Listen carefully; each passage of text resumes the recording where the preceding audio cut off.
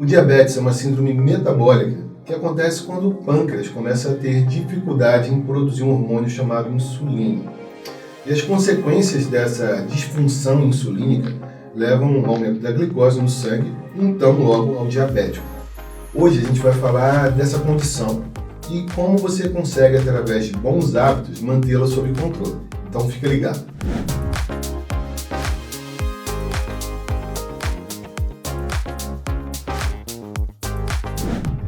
E aí pessoal, tudo bom com vocês? Hoje eu queria falar um pouco sobre o que é a diabetes e falar da relação que essa condição tem com os nossos hábitos. Isso porque muita gente, quando pensa no controle da diabetes, acha que é só diminuir o consumo de açúcar que tá tudo certo, e não é bem assim que a banda toca. Aliás, existem alguns hábitos que você precisa abandonar ou adotar para ajudar a manter o diabetes controlado. Mas antes, eu quero falar um pouquinho sobre o que é o diabetes e por que é tão importante, afinal de contas, manter essa doença sob controle. Bom, o diabetes é uma doença crônica e não transmissível que pode se apresentar de formas diferentes, sendo as principais: diabetes tipo 1, diabetes tipo 2 e o diabetes gestacional. No diabetes tipo 1, o pâncreas ele não produz mais insulina. Ele pode ter uma origem por doença autoimune e normalmente está mais relacionado a alguns fatores genéticos. Já no diabetes tipo 2, que representa praticamente 90% dos casos de diabetes, o pâncreas ainda produz insulina, mas o organismo desenvolve uma resistência a esse hormônio. E no diabetes gestacional, que pode acometer mulheres grávidas, e posteriormente ele pode acabar levando também ao desenvolvimento de uma diabetes tipo 2. É importante sempre salientar que o diabetes pode e deve ser tratado e prevenido. E ambas as coisas vão envolver a adoção de hábitos saudáveis, que a gente vai ver um pouquinho mais para frente. E eu quero destacar aqui uma coisa importante. Segundo a Organização Mundial da Saúde, tem uma estimativa de que, se a gente não tratar e controlar essa doença até 2030, ela pode ocupar o 7º lugar no mundo em causa de óbitos.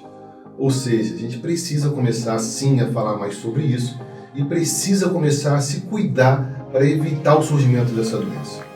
Para quem é diabético, algumas coisas são importantes e acabam ajudando ali a controlar os níveis de açúcar, como, por exemplo, reduzir o consumo de álcool, galera. É sério. Principalmente essa galerinha que bebe mais do que um Opala 79 aí nos finais de semana. Também é importante você evitar ficar muito tempo sem se alimentar. E quem fuma, pelo amor de Deus, né? Abandonar para ontem o cigarro. E acompanhar também regularmente os níveis de açúcar no sangue com consultas regulares no médico. Aliás, boa parte dessas dicas também vão se aplicar para quem não é diabético, tendo ou não a predisposição para desenvolver a diabetes, já que esses conselhos ajudam a equilibrar as taxas metabólicas do nosso corpo. Agora tem um aspecto muito importante para ajudar a controlar o diabetes, que é controlar o peso e praticar atividade física diariamente. Isso porque o excesso de peso ele acaba sendo um dos principais fatores de risco para o desenvolvimento da diabetes. Segundo uma pesquisa realizada pela Sociedade Brasileira de Diabetes, as pessoas que estão na condição de pré-diabetes, ou seja, já estão com um estado de risco aumentado para desenvolvimento dessa diabetes tipo 2, diminuem até 16% as chances de desenvolver a diabetes para cada quilo perdido.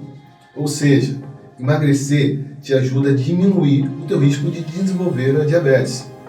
E nos casos de diagnóstico recente, isso pode levar ao controle da doença, por muitas vezes até mesmo sem a necessidade de um tratamento medicamentoso. Na verdade, essa mudança de estilo de vida, buscando eliminar o sobrepeso, sempre através de atividade física e também através da reeducação alimentar, é tão importante que, segundo a Associação Americana de Endocrinologistas, pode reduzir pela metade o risco de evolução da diabetes. E já que a gente está falando de reeducação alimentar, é importante lembrar que o foco da alimentação deve ser o seguinte: evitar alimento industrializado, evitar açucarados e os carboidratos simples. E a gente tem que priorizar o quê? Alimentos como legumes, oleaginosas, uma alimentação vegetariana ou plant-based e comer pelo menos 5 porções de frutas diariamente. Algumas das frutas indicadas podem ser, por exemplo, abacate, morango, pera, kiwi, dependendo da sazonalidade de cada um, lógico. E o exercício físico. Aliás, quanto às ambas as coisas, né? Alimentação e exercício físico, claro que o exercício físico diariamente, tá? Em diabéticos, esses elementos eles devem ser cuidadosamente prescritos e adaptados a cada paciente.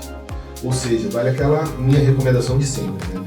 Procura um médico que só ele que vai saber pedir seus exames e a partir da avaliação dele, ele vai te prescrever o melhor tratamento para que você possa ter uma vida saudável. Você que está aí assistindo esse vídeo até aqui, eu quero deixar uma dica que vai te ajudar no controle da diabetes, que pouca gente fala, mas é muito importante. Mas antes, não se esquece de curtir aqui o vídeo e se inscrever no canal para você não ficar por fora das nossas novidades. E aproveita e me segue também lá no Instagram, que o link está aqui embaixo na descrição do vídeo. Foi lá? Se inscreveu? Curtiu aqui já? Então vamos lá. A última dica é a seguinte: mantenha-se hidratado. Beba pelo menos 3 litros de água todo dia, de preferência aquela água com um pH mais elevado, ou seja, água alcalina. Eu sei que parece pouca coisa, mas olha só, quando você não se hidrata o suficiente, o corpo vai ter mais dificuldade de equilibrar as taxas de açúcar no sangue e, logo, consequentemente, você vai precisar adotar mais medidas preventivas e até mesmo corretivas. E é isso aí. O vídeo de hoje fica por aqui e eu vejo vocês no próximo episódio do Frequência Saudável. Antes de mais nada, encaminhe esse vídeo para os teus amigos e familiares lá nos grupos de WhatsApp e Telegram, beleza? Obrigado, hein, pessoal? Até a próxima!